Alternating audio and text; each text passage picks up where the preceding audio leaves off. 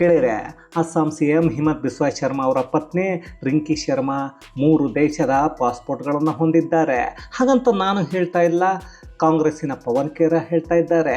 ಈ ಕಾಂಗ್ರೆಸ್ ಅನ್ನೋ ಪಕ್ಷ ಯಾವುದೇ ರಾಜ್ಯದ ಚುನಾವಣೆಯನ್ನು ಗೆಲ್ಲೋದು ಅಸಾಧ್ಯ ಅನ್ನೋದು ಈಗಾಗಲೇ ಇಡೀ ದೇಶಕ್ಕೆ ಗೊತ್ತೇ ಇದೆ.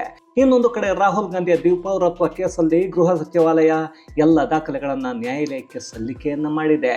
ಇದರ ಮಧ್ಯೆ ಕಾಂಗ್ರೆಸ್ ನಾಯಕರು ಪಾಕಿಸ್ತಾನದವರ ಹಾಗೆ ಆಡ್ತಾ ಇದ್ದಾರೆ.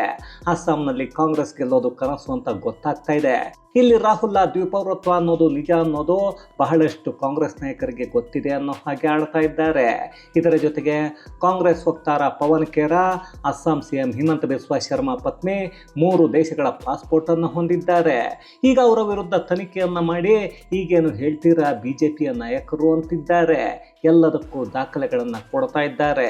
ಹಾಗಾದರೆ ಅಸ್ಸಾಂ CM ಪತ್ನಿ 3 ರಾಷ್ಟ್ರಗಳ ಪಾಸ್ಪೋರ್ಟ್ ಹೊಂದಿದ್ದಾರಾ? ರಾಹುಲ್ ಗಾಂಧಿಯ ದ್ವಿಪೌರತ್ವ ಕೇಸ್ ಮತ್ತು ಇದಕ್ಕೂ ಏನು ಸಂಬಂಧ?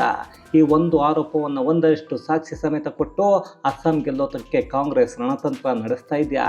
ಹಿಮಂತ ಬಿಸ್ವಾ ಶರ್ಮಾ ಮಾನನಷ್ಟ ಮೊಕದ್ದಮೆ ಹಾಕೋಕೆ ನಿಂತಿರೋದು ಯಾಕೆ? ಎಲ್ಲವನ್ನ ಈ ವಿಡಿಯೋದಲ್ಲಿ ನೋಡ್ಕೊಂಡು ಬರೋಣ ಬನ್ನಿ.